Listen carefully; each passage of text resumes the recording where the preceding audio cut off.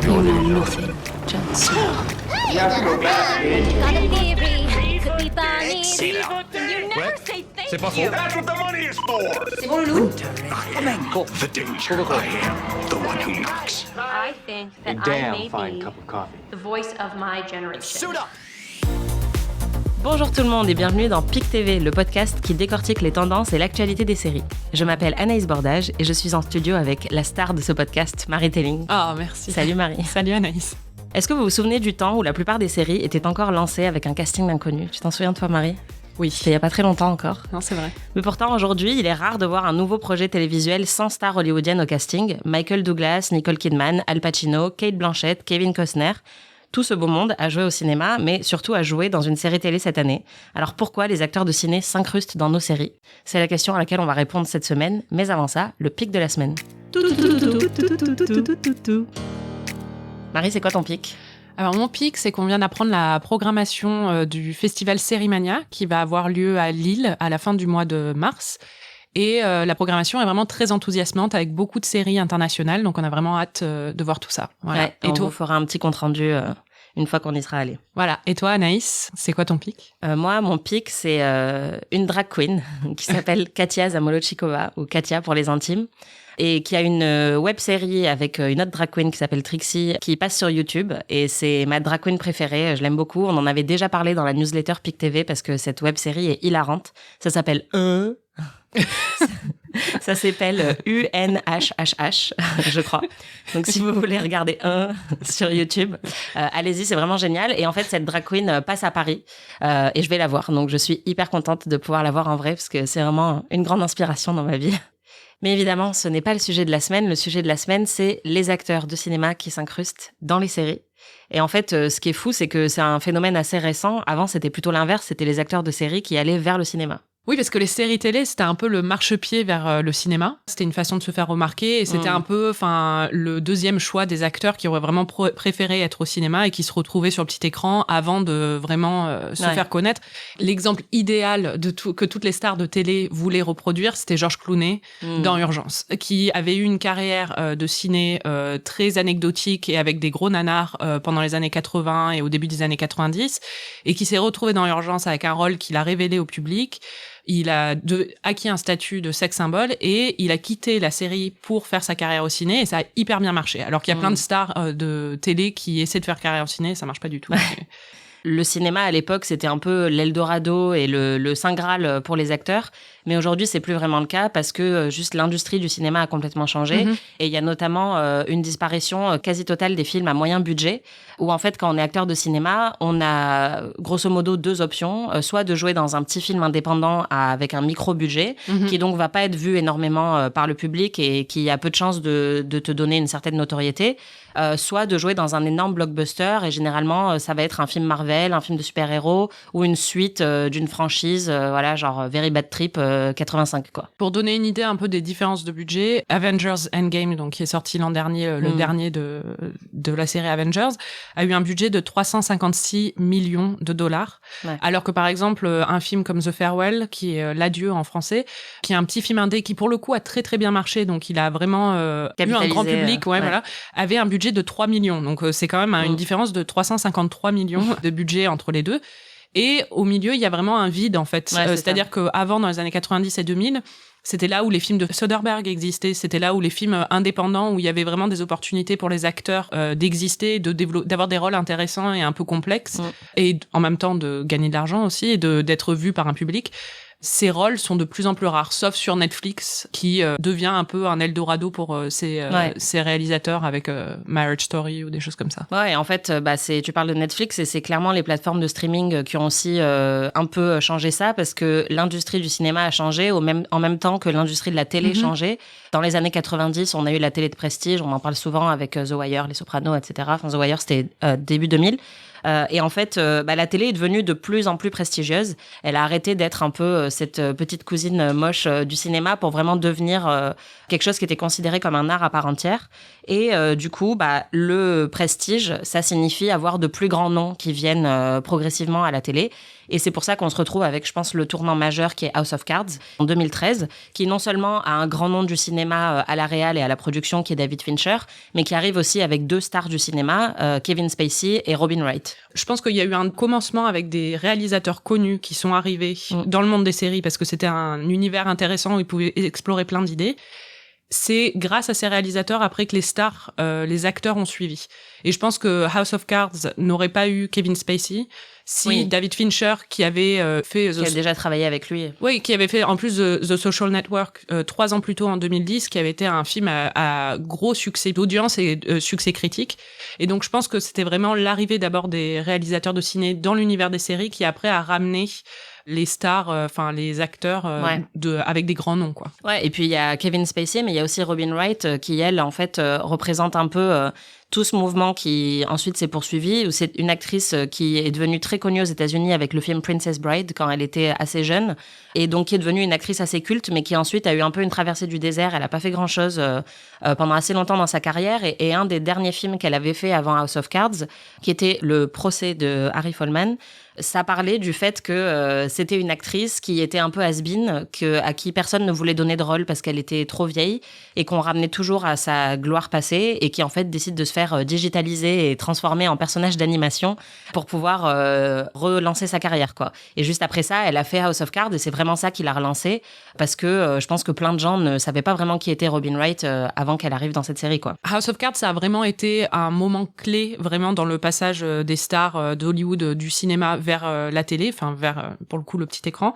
Et pour vous donner une idée, en fait, le New Yorker, quand la série est sortie, a dit que la série est environ 5 fois meilleure que le film hollywoodien moyen. Donc il y avait vraiment cette comparaison, et on avait l'impression d'un nouvel Eldorado, quoi. Oui, alors, la qualité en fait s'est transposée du cinéma vers le petit écran. Enfin bon, savoir si la qualité s'est transposée vers House of Cards, ça se discute. Ouais, mais c'est clair. Mais en fait, Robin Wright, c'est pas la seule à avoir eu ce genre de renaissance grâce à la télé.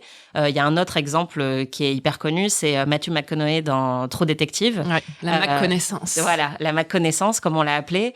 C'est un acteur qui était un peu typecasté, qu'on retrouvait souvent dans des rom-coms, qui avait une qualité assez variante. Ouais. Et en fait, au début des années 2010, il a commencé à avoir de meilleurs rôles au cinéma. Donc, avant même True Detective, la McConnaissance avait déjà un peu commencé, puisqu'il a fait Le Loup de Wall Street, il a fait Mud, il a fait plein de films. Et puis Dallas Buyers Club.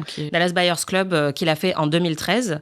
Et en fait, l'année d'après, en janvier 2014, il y a True Detective qui sort, alors qu'il est en train de faire campagne pour l'Oscar du meilleur acteur pour Dallas Buyers Club. Et donc, ça, c'est vraiment la période de pic McConnaissance, puisque il a un énorme buzz grâce à sa performance dans True Detective à la télé. Et 3 mois plus tard, il gagne l'Oscar du meilleur acteur pour Dallas Buyers Club. Et il y a vraiment eu un effet, je pense, boule de neige, parce que True Detective, en plus, il joue le même personnage à 2 périodes différentes. Donc, ça a vraiment montré un peu l'étendue de ses talents qui avaient été ignorés jusqu'à présent par Hollywood. On va écouter un extrait de True Detective dans lequel on entend Matthew McConaughey faire un célèbre monologue sur le fait que le temps is a flat circle. Je sais même pas comment dire en français. C'est un cercle plat. Voilà. Why should I live in history, huh? I don't want to know anything anymore. This is a world where nothing is solved. When someone once told me time is a flat circle. Everything we've ever done or will do, we're gonna do over and over and over again. And that little boy and that little girl, they're gonna be in that room again and again and again. Vous venez d'entendre un extrait de True Detective. C'est une des scènes les plus célèbres, les plus cultes de la saison 1, dans laquelle Matthew McConaughey, qui maintenant est un vieux loupard, qui a vu beaucoup de choses dans sa vie, développe toute une théorie sur le fait que le temps est cyclique, en fait. Et donc, c'est grâce à cette série True Detective qu'il y a vraiment eu un pic de la McConaissance. Donc, c'est un jeu de mots entre McConaughey et Renaissance. C'est vraiment ça qui a un peu entériné la seconde ère de sa carrière, où il était beaucoup plus respecté, et on l'a vu partout après, dans Interstellar notamment. Ouais. Donc, ça a vraiment joué un énorme rôle au cinéma pour lui, mais en passant par la télé, quoi. Peut-être qu'il lui faudra un nouveau rôle télé pour relancer sa carrière, qui est un peu ralenti depuis, je trouve. Il a un petit coup de mou. Ouais. Et en fait, la télé a vraiment joué ce rôle depuis quelques années de renaissance professionnelle ou de tremplin pour ceux qui sont un peu maltraités par le cinéma. Et il y a un autre exemple, c'est Viola Davis. Oui, Viola Davis, qui avait une carrière au ciné qui était souvent dans des seconds rôles. On l'avait vu dans The Help ou des films comme ça. Et qui va faire la série Murder, qui va avoir le rôle principal, qui va être la première femme noire à gagner un Emmy dans la catégorie de meilleure actrice dans un rôle dramatique, dans une série dramatique. Et je crois que c'est l'année d'après qu'elle va gagner un Oscar pour Fences. 2 ans après qu'elle va gagner un Oscar pour Fences. Aujourd'hui, Viola Davis, c'est devenu, c'est la reine des cérémonies de remise de prix, quoi. Elle est partout. On a l'impression qu'elle a gagné tous les prix. Enfin, vraiment, tout le monde l'adore. Mais c'est assez fou d'y penser aujourd'hui. Mais avant Murder, Viola Davis n'avait pas du tout ce statut à Hollywood. Pourtant, elle avait un CV vraiment bien rempli dans des films, mais elle s'était pas fait remarquer comme elle l'a fait avec Murder. Oui, puis parce que pour une femme noire, une actrice noire d'un certain âge, c'est très dur. Déjà pour une actrice noire, même jeune, c'est dur d'avoir des rôles principaux dans des films hollywoodiens et d'avoir un studio qui va vraiment financer ces films. Alors, d'autant plus si c'est une femme âgée ou âgée, une femme d'un certain âge, c'est-à-dire plus de 35 ans, quoi, parce qu'en fait plus de 40, ouais. Non, mais parce qu'en fait, Hollywood, il faut le savoir, a des cases beaucoup plus rigides pour les femmes que la télé. Et c'est vraiment extrêmement difficile pour une femme à Hollywood d'avoir une carrière prospère après l'âge de 35 ans. Et d'ailleurs, on le voit souvent avec l'Oscar de la meilleure actrice, qui est toujours donné à une actrice très jeune, alors que l'Oscar du meilleur acteur est toujours donné à un acteur qui a généralement la cinquantaine, parce que la durée de vie d'une actrice à Hollywood est beaucoup plus courte, et c'est hyper dur de se démarquer après un certain âge, quoi. Oui, d'ailleurs, il y avait un sketch très connu de la série à sketch d'Amy Schumer qui s'appelle The Last Fuckable Day. Donc, je vais traduire, c'est assez vulgaire, mais c'est le dernier jour à être baisable. Donc, c'est un sketch où Amy Schumer se balade dans la campagne californienne et tombe sur Tina Fey, Julia Louis-Dreyfus et Patricia Arquette en train de faire un pique-nique.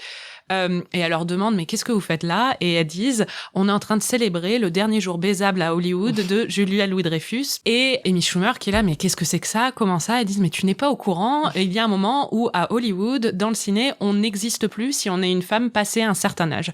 Et elle dit, mais comment on s'en rend compte? Et elles disent, c'est quand on te propose un film où tu es le love interest de Jack Nicholson et que tu es en compétition avec une meuf qui a 20 ans de moins que toi et c'est elle qui gagne. Ou bien quand on te propose le rôle de la femme du Père Noël, mais que c'est Jennifer Lopez qui remporte ce rôle à la place.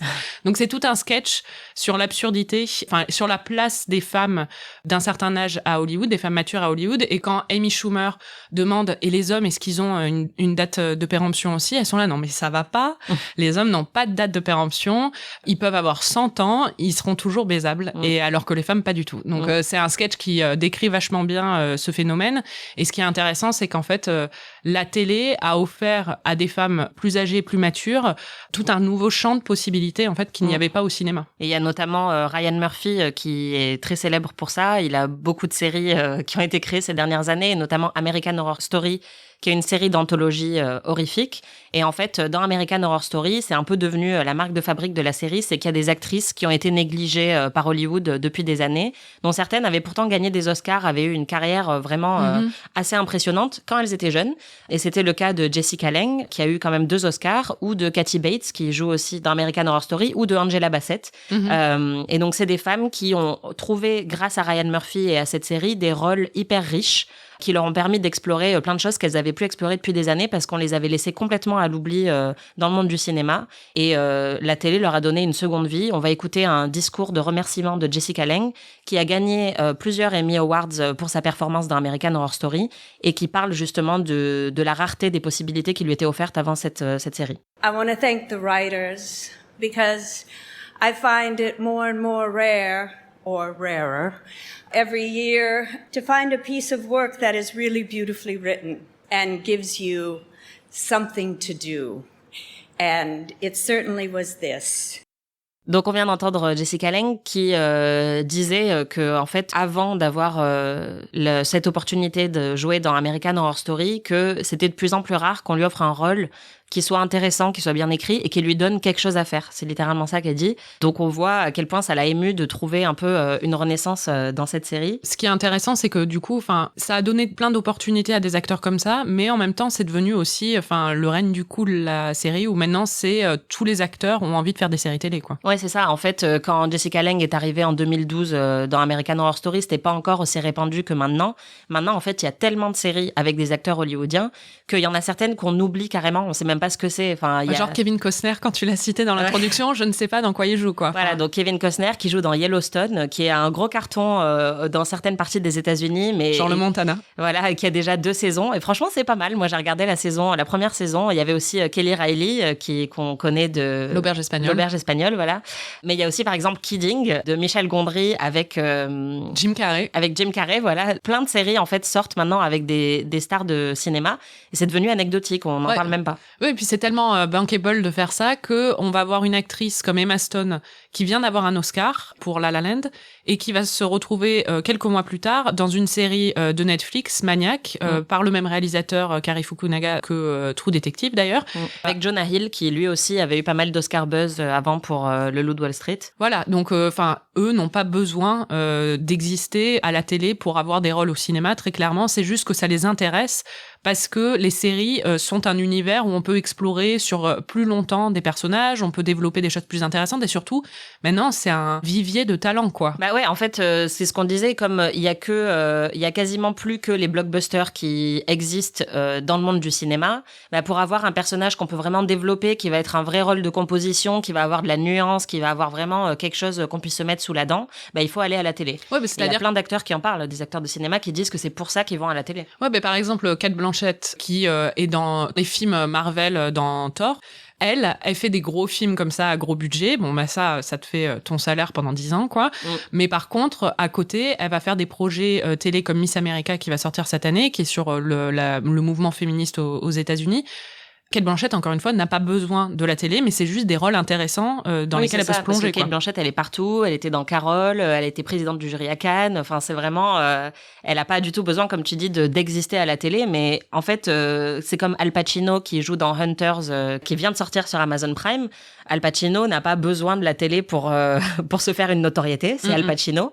Mais il a décidé d'y aller. Et en fait, il y a quand même une grosse raison derrière tout ça, c'est que c'est aussi très lucratif maintenant pour les stars d'Hollywood, du cinéma, d'aller à la télé. Oui, parce que alors, ce qui se passe avec la télé, c'est qu'on peut, enfin au cinéma aussi, mais à la télé, c'est plus facile d'être producteur exécutif ou d'être producteur d'une série. Surtout à l'heure actuelle, on peut se retrouver, on peut ne jouer que dans une saison d'une série. Être producteur exécutif, ça a été le cas de Matthew McConaughey avec True Detective, qui ne joue que dans la première saison, mais il est producteur exécutif des 2 autres saisons. Donc, lui gagne de l'argent à chaque diffusion de la série, alors qu'il n'a joué que dans une saison. Alors qu'il n'a plus rien à faire. Voilà. Alors, et c'est un investissement de temps qui est bien moindre que ce que représentaient les séries dans le passé, parce que dans le passé, il y avait vraiment... Bah c'est ça. En fait, à l'époque, la plupart des séries duraient 24 épisodes par saison et n'avaient pas vocation à se terminer. On l'a déjà souvent dit ici. Donc, quand on s'engageait pour une série, on signait pour 7 saisons et après, on pouvait être renouvelé ad vitam aeternam. Maintenant, il y a beaucoup de séries qui font 6 épisodes et 2 saisons. Et c'est tout. Oui. Donc, c'est beaucoup plus facile pour un acteur de libérer du temps dans son emploi du temps pour faire une série, récolter le jackpot du statut de producteur exécutif et ensuite retourner à ses films s'il en a envie. Oui, et ce qui est intéressant, bon là c'est une question un peu technique dans Hollywood, mais c'est la question de la syndication, c'est-à-dire qu'avant pour qu'une série soit syndiquée, c'est-à-dire pour qu'elle soit rediffusable sur d'autres chaînes et donc pour qu'elle gagne de l'argent sur des décennies, il fallait qu'elle ait plus de 100 épisodes. À l'heure actuelle, il n'y a pas des limitations comme ça, parce que les séries, une série comme Breaking Bad, par exemple, qui a beaucoup moins d'épisodes que ça, est syndiquée. Mais aussi, les séries existent sur Netflix, donc vont gagner de l'argent à ce niveau-là et tout ça. Donc, c'est très facile de faire de l'argent sur une série bien plus que par le passé, et c'est surtout très facile de faire de l'argent en investissant pas énormément de temps, quoi. Et c'est pour ça qu'on voit beaucoup d'acteurs et notamment d'actrices qui viennent du cinéma non seulement pour jouer dans les séries, mais pour produire, parce que ça leur rapporte plus d'argent et ça leur rapporte aussi un certain pouvoir.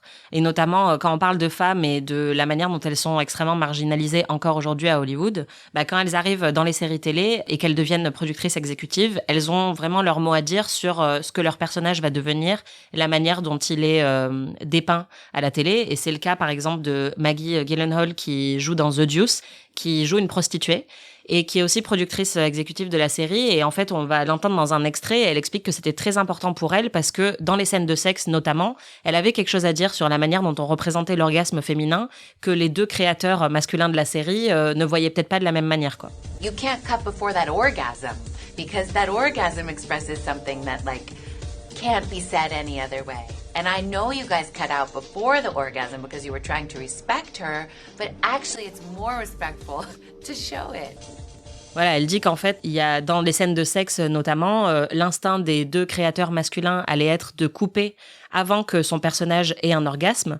Et elle a dit, non, en fait, c'est beaucoup plus respectueux envers ce personnage féminin de montrer qu'elle a un orgasme à la fin. Et vous êtes peut-être pudique, vous voulez pas le montrer, mais en fait, montrer un orgasme féminin, c'est très important. Et ça, elle aurait sans doute pas pu le dire si elle était uniquement actrice. Donc c'est hyper important. Et en fait, on le voit de plus en plus qu'il y a des actrices de cinéma qui deviennent des productrices hyper respectées dans le monde de la télé pour cette raison aussi, parce qu'elles ont envie de raconter des histoires qui n'avaient jamais la possibilité d'être racontées au cinéma. Oui, c'est le cas de Reese Witherspoon, qui l'a dit très clairement, qui a créé sa compagnie de production. À la base, elle a fait des films, parce qu'elle a fait Wild, où elle a adapté un livre, mais après, elle a commencé à adapter en fait des livres, surtout en série. Et d'ailleurs, Big Little Lies est réalisé par Jean-Marc Vallée, qui avait réalisé Wild. Donc ils avaient déjà collaboré ensemble. Sur un film. Et donc, Reese Witherspoon, elle a été très claire dans plusieurs interviews en disant que la télé et les séries, l'univers des séries lui a offert des possibilités d'explorer des personnages féminins et d'explorer des histoires féminines qu'on lui laissait pas explorer au cinéma et d'avoir beaucoup plus de pouvoir et beaucoup plus de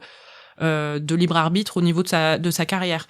Et ce qui est intéressant avec Reese Witherspoon aussi, c'est que c'est révélateur d'un autre phénomène avec son dernier projet, The Morning Show, qui est un projet pour Apple TV+, j'oublie toujours le plus. Elle joue dedans avec Jennifer Aniston et chacune, les chiffres ont fuité, elles ont chacune été payées 1 million par épisode. Et en fait, ça, c'est un autre phénomène qui existe et qui, bien sûr, attire des grosses stars du ciné vers la télé, c'est qu'à l'heure actuelle, il y a une telle compétition entre les plateformes de streaming, entre Netflix, Apple TV+, Disney, machin et tout ça, que chaque plateforme veut avoir sa star parce que c'est ça qui va faire vendre et ils sont prêts à payer. Et du coup, Jennifer Aniston qui, alors elle, c'est marrant parce que c'est une boucle en fait, c'est-à-dire qu'elle a commencé à la télé, est allée dans le ciné, a pas vraiment trouvé non plus de succès, elle a fait des succès d'audience dans des grandes comédies, mais au niveau critique pas trop. Elle se retrouve maintenant à la télé grâce justement à ce genre de budget où maintenant, des séries peuvent s'offrir Jennifer Aniston, alors qu'avant c'était inimaginable vu le niveau de salaire qu'elle a. Ouais. Et d'ailleurs Jennifer Aniston, qui vient d'avoir un Screen Actor Guild Award, qui est un grand prix de reconnaissance de ses pairs des acteurs pour son rôle dans The Morning Show, ce qu'elle n'avait jamais eu pour ses rôles dans le ciné. En fait, elle a essayé, elle c'est vraiment le cas particulier, quoi. Elle a essayé de faire une carrière au cinéma après sa carrière à la télé et elle est revenue à la télé, quoi. Voilà. Bon, après, elle va sûrement rester un peu au cinéma aussi, je pense. Mais c'est ça, maintenant, c'est qu'il y a les deux. C'est les deux possibilités sont là pour les acteurs, quoi. Pour finir, Marie, si tu avais carte blanche, si tu pouvais choisir un seul acteur ou une seule actrice de cinéma que t'aimerais voir dans une série, ce serait qui? Alors, c'est marrant, j'ai beaucoup pensé à ça. Mais en parlant de Jennifer Aniston, ça me fait penser à Adam Sandler, en fait, qui, lui, vient de jouer dans Uncut Gems, qui est vraiment génial, qui est sur Netflix. Si vous l'avez pas vu, c'est une merveille. Et il est incroyable dedans. Et ça m'a fait dire que vraiment, entre ça et Punch Drunk Love, on se dit vraiment, il a pas assez de rôles qui lui donnent une possibilité de s'éclater, quoi. Ouais, d'explorer tout son talent et de montrer vraiment tout son talent. Et j'aimerais tellement avoir une série avec lui où il explore ce genre où il a fait quelque chose de moins comique que ses films habituels, mais un peu plus dans la gamme Uncut Gems. Ouais. Et toi, Anaïs, ce serait quoi? Ce serait qui ? Enfin, je sais qui c'est en fait, mais vas-y. Gros suspense. Non, mais tous ceux qui me connaissent savent que j'aimerais sans doute beaucoup voir Ryan Gosling jouer dans une série télé. Il a déjà joué à la télé puisque c'est comme ça qu'il a commencé sa carrière en fait. Mais au Disney Club. Ouais, voilà, et chair de poule. Mais ensuite, il est devenu très connu au cinéma et en fait, là, sa carrière est un peu en pause. Enfin, il apparaît de temps en temps dans certains projets, notamment des projets comiques qui sont vraiment excellents. Mais il s'est un peu calmé et moi je trouve que c'est un acteur qui est souvent sous-estimé, qui a beaucoup de nuances dans ses performances et je pense que la télé serait parfaite pour lui permettre d'explorer ça et d'explorer un peu plus aussi son timing comique parce qu'il joue souvent dans des trucs hyper sérieux, avec pas beaucoup de dialogue, tout ça.